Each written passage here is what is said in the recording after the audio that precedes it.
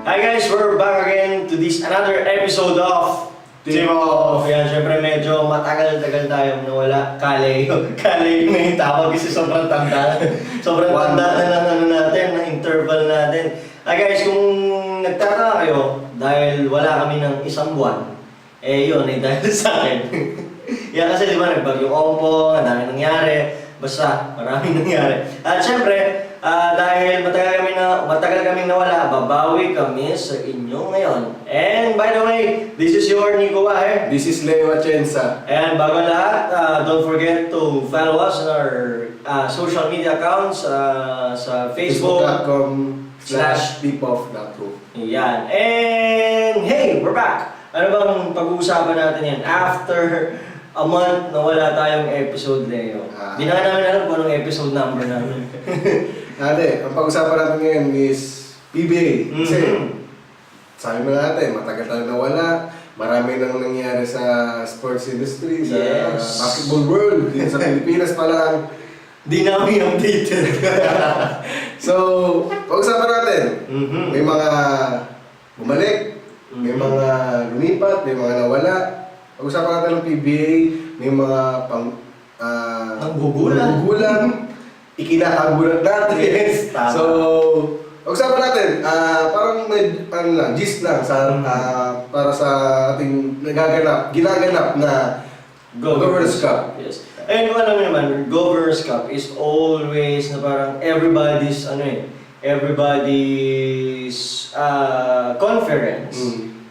Bukod sa Ginebra, syempre, na 2 back-to-back Governor's Cup champion, ngayong conference, napakaraming emerging teams na magtataka ka, bigla na lang lumakas at kabaliktaran nung alam natin ng malalakas na team, bigla na lang ngayon nasa dulo. Just like Meralco being the runner-up. Yes, runner-up ng Ginebra, di ba? And also San Miguel. 2-4? Tama? 2-4 bang standing nila ngayon? Magtataka ka, bakit?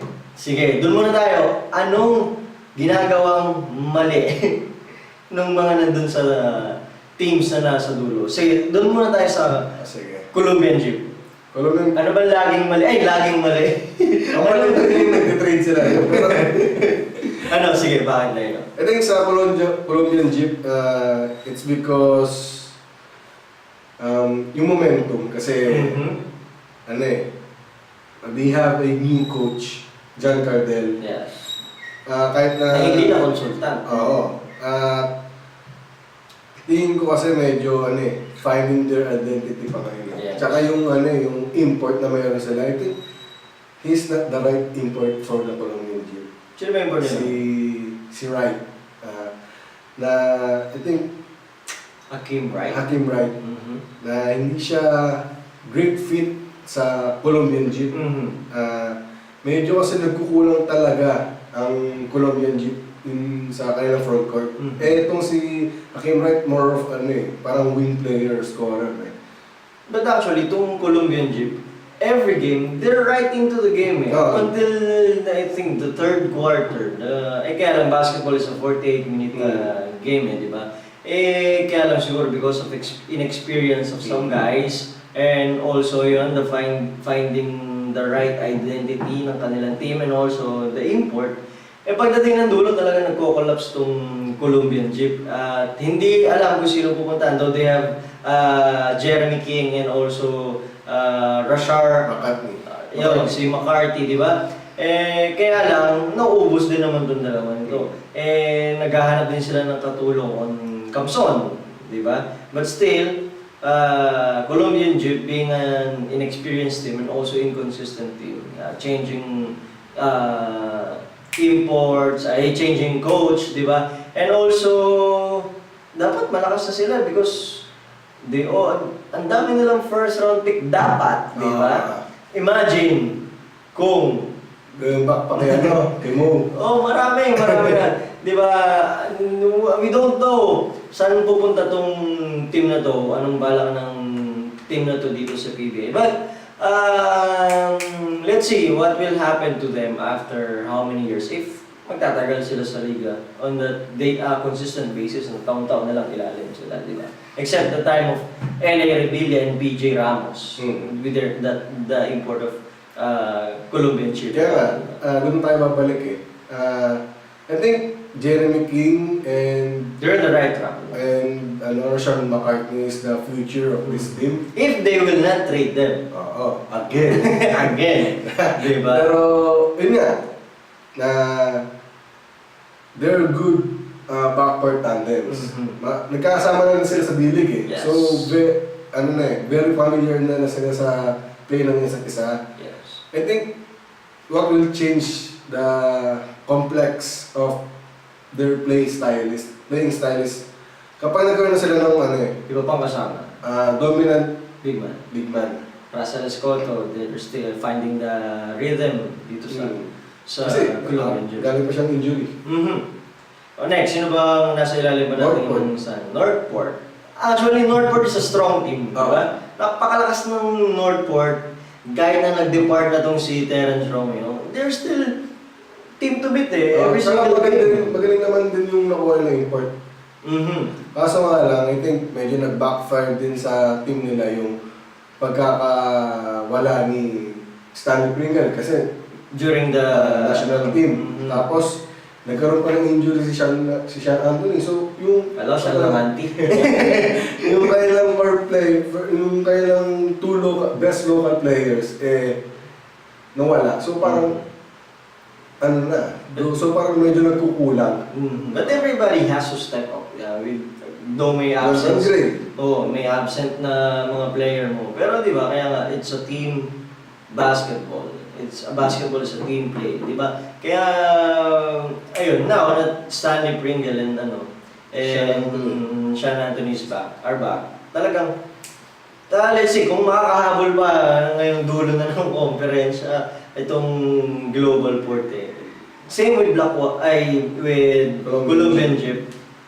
Laging close game itong Northport, but ended up natamba pa kayo na context pero nabalik na yung laro. Diba? So, sa tingin mo malaking kawalan yung Terence Romeo sa Global Port after that? Hindi naman din kasi natin pwedeng sabihin kasi malaking bagay din naman sa ila si Motopo eh. So, I think it's more of stepping up the other guys. Yes. Yan, yung sina Jonathan Gray, sina Nico Ilorde. I think they lack of a wing guy sa team nila. Sino ba ang mga wing guy nila? Yes. Anthony is playing wing sometimes. Pero, parang kasing sabi natin for small ball na power forward si Sean Anthony. Pero, hindi naman sila nagkukulang sa big man dahil nandiyan si Ginto. Brandon Ginto. Ayan, it's more of a wing. I think yung kulang sa kanila, it's more of a shooter. In the mold of siguro yung shooting ni Terence Romeo dati. Though shooting guard si Terence, but it's more of a shooting where kung saan mag-kick out passes tong mga point guard nila. Parang same din kasi yung laro ni Coach Pedro, run and gun. Gonna penetrate the paint and kick out to the open shooter. It's more of a dribble drive system for Coach Pedro. San Miguel na ba? San Miguel, sige, pag-usapan natin San Miguel. San Miguel na ba? Pagkatapos sa Northport. What happened sa Pwede rin namang, Meralco muna. Sige. Meralco. I think it's Meralco. The first runner-up, the past 2 years, what happened? What's wrong with Meralco these days? They still have the same lineup di ba? Same with last year's Governor's Cup Tingin mo, check ba si Durham? I think yes. Kasi paano mo na-check? Check siya because may mga key players din naman na Meralco na wala. Na nasa injury list nila. Si Ranel De Ocampo, si Jared Dillinger. I think kapag itong dalawang to, nandito sa current lineup nila, it will be a different story scenario sa Meralco because trabaho ng maayos si Durham sa ilalim. Yeah. Dahil stretch for itong si Ranedel. Tapos, great wing player si Jared. So I think, it's more of, Yun, nati-check na si Durham, tapos parang nauubusan or nagkukulang sa firepower yung mga players na pinapasok ng Coach Norman. Hindi, rhythm is one of the problem na rin ng mga players nila eh. Tsaka syempre, kung example, si Newsam, alam naman natin, ano ba ang kahinaan ng isang Chris Newsam? 3-point shoot, 3-point shot, diba? So, I think he has to develop that shot para maging, mahirap na siya bantayan. But there are other aspects, di ba? Scottie Thompson, hindi rin siya yun din ang weakness ni Scottie Pero Thompson. Di ba? But he's making up for the other dimension of his game, di ba? And for Meralco, I think it's a matter of closing out games. Same with Colombian and Northport. Ganun din ang sakit nila. Talagang nasa dulo na nawawala pa, nasa kanila na nawawala pa. You think baka dahil malakas na sila, pero mas lumakas din yung ibang team? Pwede rin. Kasi parang sa dulo yung naman din nagkakatalo eh.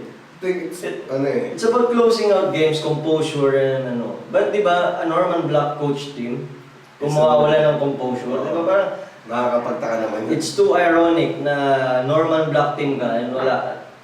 Yun, basta walang composure. Parang magtataka ka na lang. Siguro nga, the injury plague Meralco, ngayon nila nararamdaman yung mga key guys na nawala sa kanila. But still, other guys are stepping up for them, such as Ken Bono, di ba? Napakaganda na nila.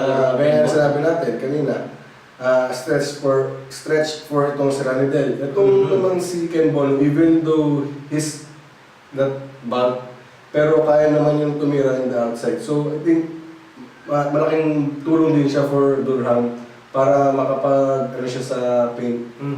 You know what, I think yung pagkaka-check ni Durham, other teams already knew kung ano yung laro ni Durham. He's more of a face the basket player eh. He's coming from the outside, attack the paint strong, di ba? Parang ganun ang laro niya. And then kick out to the open man. Kung magbaback to the basket man siya, parang check din yung laro niya. Parang kasi double team din siya pag pumoste siya. Pero if you observe how Durham plays, di ba parang magsisimula siya sa labas and then going strong inside. And then kapag may libre, siya niya ipapasa. I think, based na rin siguro sa nakaraang FIBA Asia Champions Cup ba yun? Asia Cup. FIBA Asia Cup na makita natin na Meralco in this, sa araw na to, masasabi natin na team siya ni Durham. So, I think, na check si Durham. Sa PBA, kasi ilang taon na rin naman siya. Oo. Doon sa Asia Cup, first time lang nila nakalaro. Pero hindi, what I'm pointing at is that makikita mo na sumasandal talaga eh. Parang siya na yung foundation ng Meralco. Kumbaga kung Pilipino yan, lagi na naglalaro dito. Oo. Parang yung isang ring nga, yung pwede na power ko na tanong mamalik. Ayun, basta, as long as they can solve the problem ng kung paano pa nila ito-tweak tong si Durham. And the other locals. Sana kung ano yung pinakita ni Canaleta nung Asia Cup, ipakita niya sa PBA. And that would be big for Meralco if the Asia Cup version of Nino Canaleta will emerge. Gargolanet. So Governors Cup and also Gargolanet. And complete lineup pa Meralco eh. And we don't know what's happening to them. Eto rin, we don't know what's happening to this team. San Miguel Beerman. Ewan ko, I think it's because nararamdaman nila yung pagkawala ni Junmar Fajardo. Though they have the Christian Stan Hardinger and Kelly Nabong, iba pa rin yung dimension na dadala ng isang 4-time MVP. Tsaka si Fajardo kasi yung yung kanilang core player sa kanilang sistema. No, malaking butas na may iwan mo pag inalis ko si Fajardo. Yes, tama naman. Other teams opt to double team if Fajardo is in the post. And then, being the intelligent Fajardo, they will kick out the pass. It's either Marcio, Cabagnot, or Ross, di ba? And they're deadly shooters. At talagang papatayin nila ang magiging kalaban nila. Parang pick your poison. If you want to be poison on Fajardo's post game, or poison by shooting, di ba? The 3-point shooting, the perimeter shooting of San Miguel. So now, ano nangyayari? They were limited to what they have, di ba? The shooting na madalas ay minsan hindi naman din nakiklik, di ba? Kasi anong iisipin ng mga shooters ng San Miguel? Wala silang offensive rebound, di ba? Did you agree with that? Oo, tsaka ano rin yung easy read. Hindi naman natin pinakita ng easy read sa power performance kaya pinalitan siya Kasi medyo ano rin naman. Okay din na laro ni Kevin Murphy. Oo, pero I think it will mas magaganda pa yun, mas mapapansin pa yung ganda ng laro niya kung makakasabay niyang maglaro. Si Fajardo. And that's a big loss for San Miguel. But they're keeping up sa standing natin. Kaya pala yung they're still on track. Sa playoffs. Tsaka pag umabot sa playoffs to, yung mga nasa taas sa team na nakakagulat pwedeng... Sabi nga ni Coach Leo, di ba? Na they're still dangerous team. Come playoff time, if ever they will enter the playoffs, diba? Ayun, let's watch out for San Miguel's complete lineup. Basta, si Fajardo kasi is more of a 1, 2, 3, 4, 5 team. Ang sarili niya, pwede mo nang tawagin team, diba? Kasi he's an intelligent player and he can do everything on the floor. He's a big part of San Miguel's quest for championship. Throughout the years. Next. Ano ba? Tokentex na ba? Ayun. Yeah. Your team. What can you say about your team? Hindi, I think sa Tokentex kasi dumating din talaga ako doon sa punto na parang talagang inano ko na ayaw mo na? Sana palitan na lang yung coach. Sino ba ngayon? Ngayon, ang coach niya si Bong Ravena and with the active consultant of Mark Dickel. Ayaw mo na? Gusto ko yun. Kasi medyo, nakikita naman natin ngayon So yung gusto mong palitan na coach, yung dati na sinasasala? Okay. I think ngayon kasi... Wish is your command. Makikita mo yung positive effect ng ginawang move ng Tokentex. Natuturuan niya pa ng well-disciplined players na itong mga players ng Tokentex. Tapos yung kanilang coach ngayon, medyo stricto sa kanilang diet. No carbs kaya yun. Ayoko doon pumunta. Ayoko maglaro sa Tokentex, bro. Baka mahimatay ako, dalawang takbo pa lang, dalawang ako, mahimatay ako. Pero I think, positive naman yung naging effect ng kanilang no carbs diet. Because, as you all know, how deadly, si Terence Rom, yung isang Terence Rom, yung kapag kondisyon, tsaka very fit sa kanyang paglalaro. And ngayon, medyo gumaganda na yung kanyang pangatawan na nag-slim down na siya. Talaga ba? Nag-reduce daw siya past 2 weeks, nag-reduce daw Ano pag na-trade si Belga sa Tokentex, marami? Malaking mukhang makikita natin yung throwback, college days. Si Dolphins. Ayun, so it would have an effect sa Tokentex on the near future as long as kung magtatagal dyan si Deacle, di ba? Pero, ayun, for now, they have to embrace it and if they think that positive ang nagagawa nito sa kanilang team, then they could... Iba yung yung nadadala na kailang bagong import. I think, talagang ito yung persona ng isang Marcus Blakely, yung Mr. Everything, yes. Mr. Do It All, na energy, rebounding points, defense, kahit anong hingin mo, bibigay niya. Mamaya papipiliin kita kung sino mas gusto mo. Alam mo na yung Mamaya. Pero yun, Tokentex is in they're still on the hunt for this Governor's Cup. As long as magtuloy-tuloy yung panalo nila. Next! LX. What is going on sa LX ngayon? I think the resurgence of Larry Fornacion. Okay, para may number. Wala, 18 months. 18 months pa. Next year. What's happening with Larry Fonasher? Ganda na nilalaro ni Larry Fonasher ngayon. He's leading the team. Hindi lang sa puntos, but leadership sa kanyang team.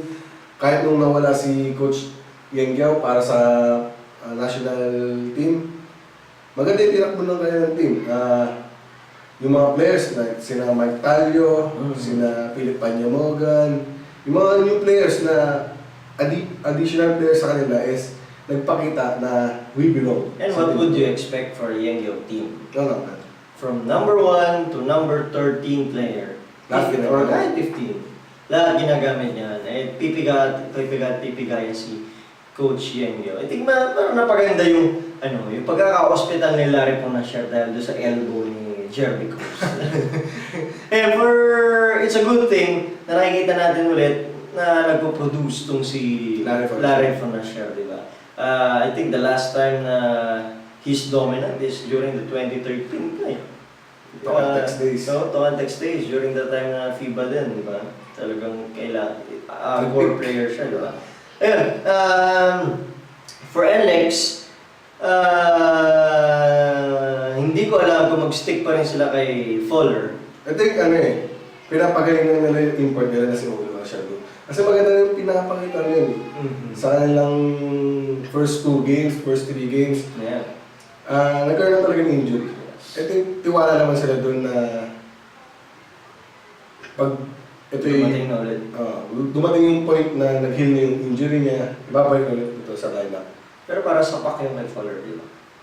Alam niya naman yung role niya. Kaya hats off sa kay Aaron Fuller na for being a great guy na tanggapin yung ganong klaseng role. Yes. Okay, next. Sino ba? Susunod. Alex, tapos Phoenix. What's new with the Phoenix Pure Masters?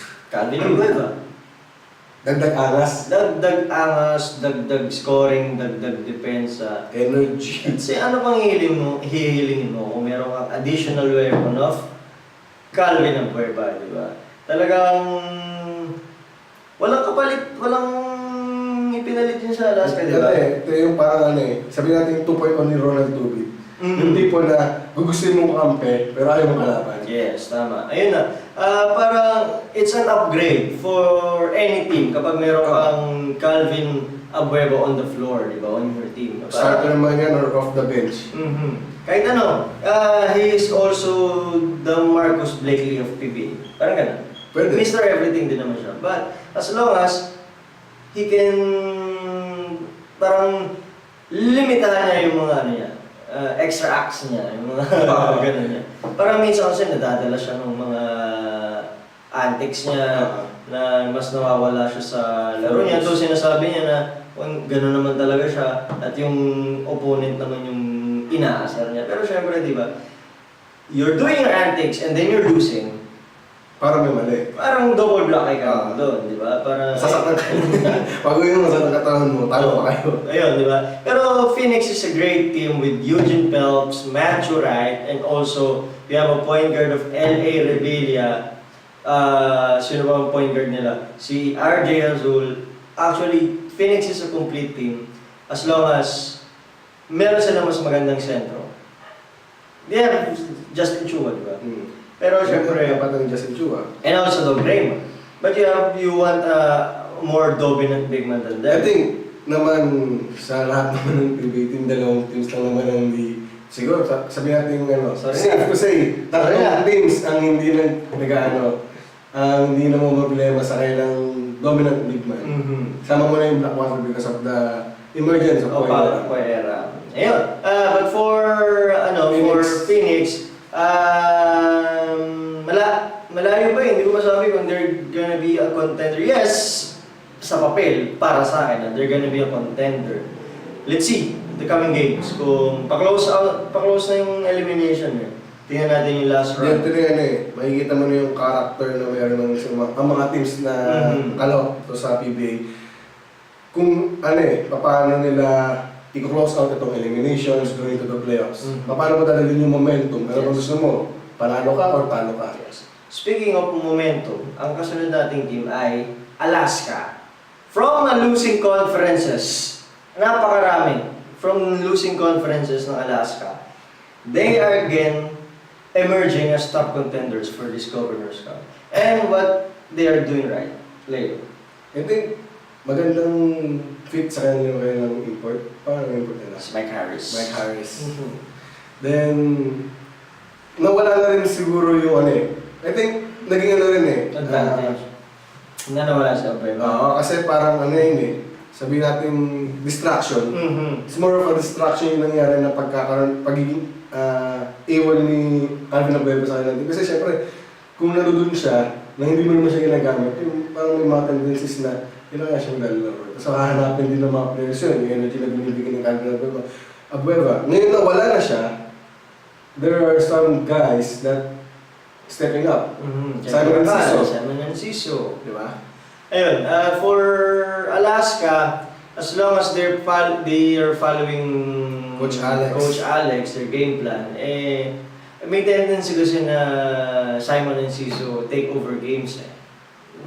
Simon Enciso is falling in love with 3-point shots. Ayun, as long as they're keeping up with their system, and si Santos ba naglalaro ba? Oo naman. Di ba? Hindi ko kasi isa lang pinapanood ko Sa replay lang nakapanood din. Ayun, I'm watching, guys. Tapos, Kevin Rakal is also a big part of their team now. Ayan, siguro kapalitan lang din ni Santos for the center position. Sino ba center? Jake Pascual? Si Noy Baclao. Hindi ba si Jake Pascual? Wala na ba doon si Jake? Big Manuel. Big Manuel, it's more of, undersized big man, pero very efficient na. Diba? Ayun, it's a complete team for Alaska, kahit wala si Abueva. I think the burden talagang nawala na. We can say burden kasi nangangapa sila kapag wala si Abueva. Ngayon, they have more focused team. Kaya siguro, nandito sila ulit sa taas, di ba? Ayun, for Alaska, good luck for the coming playoffs kung saan tayo dadalhin ni Mike Harris. Speaking of import na sinasabi mo, saan tayo dadalhin? Isa rin itong import na ito na sabi natin inspiration. Nagdala talagang binitbit. Hindi naman, hindi lang din kasi siya more of scoring, more of leadership na itinuturo niya sa mga players nito, more of the inspiration. From Seller Grenner. Top team, di ba? Top team. Tsaka nag-mature naman itong talagang si Henry Walker. Sino ba itong team na ito pinag-usapan natin? Malamang Blackwater yan. Blackwater is not a black ship anymore. At saka naglalaro na sila ngayon based on their team name. Elites. Yes. And it's a good thing na Henry Walker is back for Blackwater as their import. A different Henry Walker for me, I think. No, same with last season. Ito na rin talaga yung laro niya last Governor's Cup. Mas in-improve niya lang this conference, this year. I think there's a part na trust sa mga teammates niya, di ba? Na kung dati, kahit open yung kakampi mo, ang kakampi niya hindi niya papasahan, he will still take the 3-point shot or he will go hard to the basket. Hindi niya papasahan itong mga open teammates niya. I think let's give credits naman dun sa mga local players na nag-step up. Yan, sila Nang Pinto. Yes. And si Paul Samar, di ba? Na from ABL, na naglaro sa PBA ngayon, ganda na pinapakita. And it's more of trusting your players and also trusting your skills if you can battle it out sa PBA. Talagang it's more of you kung talagang kaya mo. At kapag binigyan ka ng opportunity, tulad nito mga player ng Blackwater, you have to grab it. Sino ba yung mga nandyan? Si Roy Suma, di ba? Ganda na nangyayari ni Roy. Yes, it's a hype nung pagpasok ni Roy Suma and then parang wala nangyari. And then another emergence. Bigyan naman ng baga kanyang karir. Dito sa Blackwater. And then hats off to Coach Bong Ramos, di ba? Talagang binigyan niya ng life itong Blackwater. I don't know what will Coach Leo Sac feel right now. I think happy naman siguro siya. Kasi syempre may pinagsamahan din naman siya ng mga players na yun. I think sa team na ito ng Blackwater is, are you seeing already a contender at this early stage of the Governor's Cup? Wait lang. Contender... As in, win championship? Are they gonna win the championship? Are you saying? Sige, sabihin natin, umabot ng finals. With the way they're They playing... can go deep to the playoffs, siguro up until the semis. But we cannot say that they... with due respect to Blackwater's strength, I think it's a different animal for other teams come playoff time. Kasi sabihin natin nasa sila ngayon top 1 and top 2 teams sila. Dahil sila ng one game ahead lang naman ng Ginebra. Pero kung magkataon man na matapos sa elimination, tanda sila, number 1 sila. Yes. Ngayon, sabi mong makapasok ang San Miguel, number 8 seed. Hindi mo rin naman kasi pwedeng itapon Meralco, isa walang diba? bahala ang Meralco. Hindi mo pwedeng isa walang bahala yung championship pedigree na meron sa San Miguel. Hindi mo rin pwedeng alisin yung playoff experience sa isang Meralco Boys. So, I think medyo pudpudin pa nila. Pag-igihan pa nila yung kailang experience, enjoy lang nila kung ano meron na ito. Yes. Just, digest lang every experience na nakukuha nila. But we're not counting out Blackwater as a finals contender. That's what we're just saying we can na, observe. bilog ang bola sa PBA. This Governor's Cup, hindi pa tapos. You can be number 1, but you can be beaten by number 8 seed in the last conference lang naman. Siyempre naglaban sa finals, the number 5 and the number 6 seed. So hindi mo rin masasabi talaga. Yep. And for Blackwater, they just have to keep on pushing kung saan nila gustong pumunta. But they're on the right track. They're on the right track. With a very young core, very young team, tas yan yung pinapakita. Ang ganda ng future. Yes, just trust each other, di ba? Ayun, let's see what will happen. Don't mind the next conference to all Filipino without the Henry Walker. Mind the moment, seize the moment for Blackwater. Number 1 team, The defending, the reigning back-to-back champion. yan, Barangay Ginebra. Alam naman natin na itong Barangay Ginebra, sobrang pilay itong Barangay Ginebra. But, ano bang ginagawang tama ng ibang player ng Ginebra na kahit pilay itong team nila, they're still came on top. Nasa tuktok pa rin sila. Alam mo kasi, Nico, hindi mo kasi pwedeng sabihin na itong team na ito ito lang, starters lang, or the starters to yung major rotations lang ng players Kasi nakapasok sila ng PBA, pasok sila sa roster. Ibig sabihin, sa kapatid ko, sorry. Ibig sabihin, meron silang ginagampanan. Okay. Tandaan natin, kapag practice, sino bang kalaban ng mga starters? Sila rin. Yung mga kalaban, yung mga teammates nila. So, ibig sabihin, kung hinahasa nila, hindi umahasa rin sila. Yeah. So, kapag dumating yung point na nagka-injury, na ngayon, nangyayari sa Ginebra, yung kanilang frontline, napilay. Itong sina Adel Mariano, Prince Caperal, si Kevin Ferrer, papakita. So, I think, it's more of, yung cohesiveness ng kanilang team. Ayun, but for Ginebra, syempre, mas maganda pa rin na kumpleto sila. That they're gonna be very different. Yes. Very, malayo pa yung sa tingin kong pick ng Ginebra this Governor's Cup. They're more of, sa tingin sabihin na natin parang blessing ba? With due respect with other teams na. Parang, kasi di ba, ang mantra ng Ginebra ngayon is hindi lang never say die. It's more of next man up for Barangay Ginebra. And for Coach Tim Con, it's a luxury that you're on top and then your other players are resting. It's more of a Popovich type, di ba? Hindi.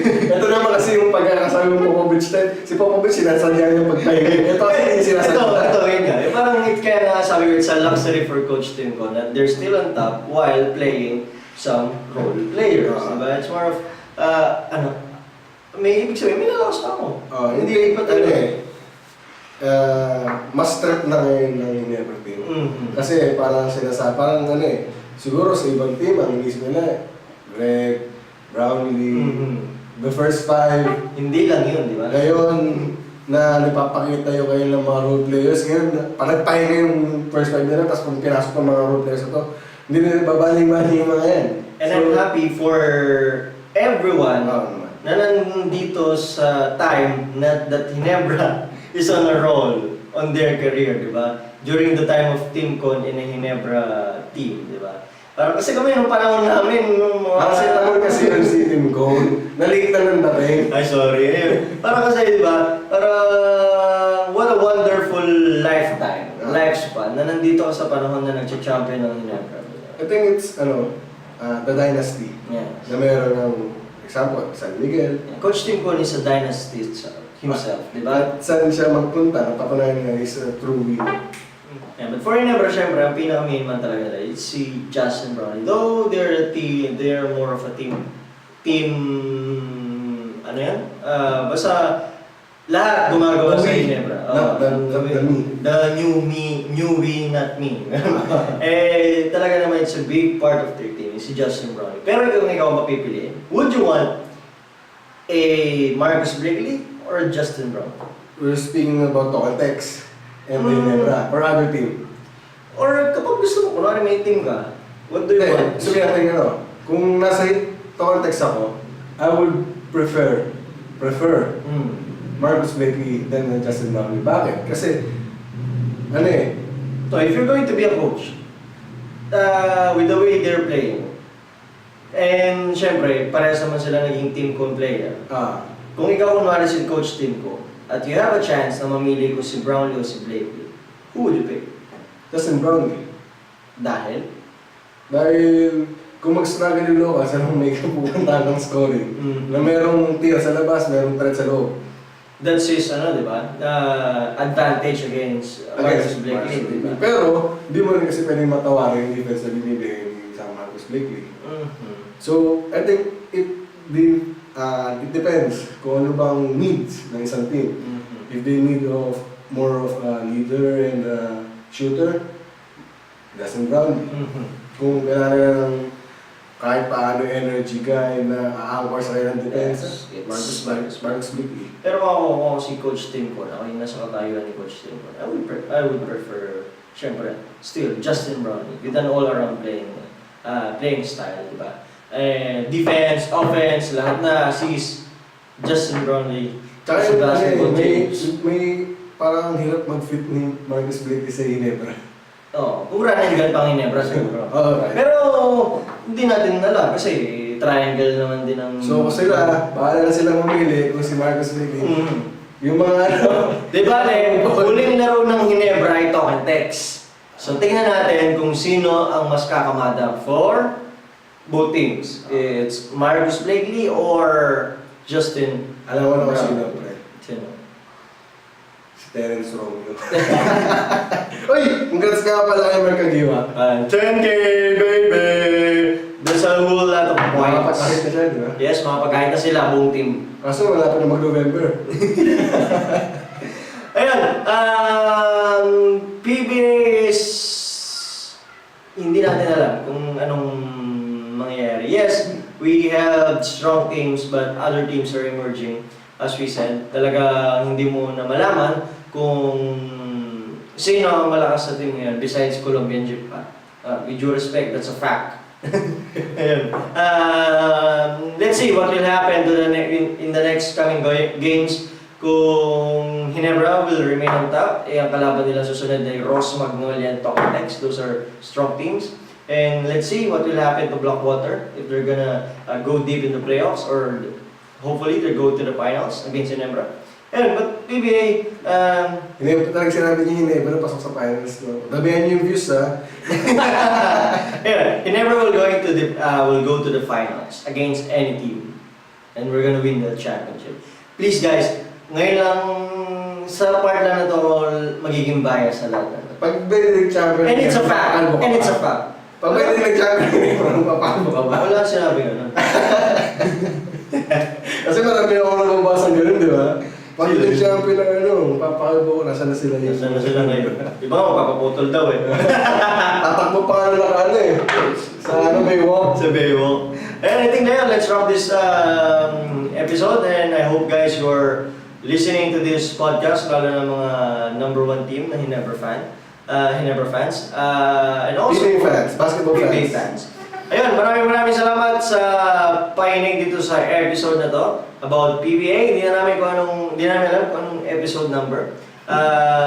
Ayun, maraming salamat guys. Leo, sabihin ka pa? Wala na. Abangan nyo yung November 4. November 4? Ano meron doon? Ako hindi niya alam. Next versus Ginebra. Marcus Blakey against Justin Brownlee. Guys, follow us on our social media accounts, facebook.com/tipop.who, and sa YouTube namin, baka mag-upload na soon. Mag-subscribe na kayo, and shout out to Adamson, Soaring Falcons for a job well done fight against FU, though we lost. Still, congratulations. Ayan guys, maraming salamat. This is your Nico Waher. And this is Leo Atienza. Ito ang Tip Off.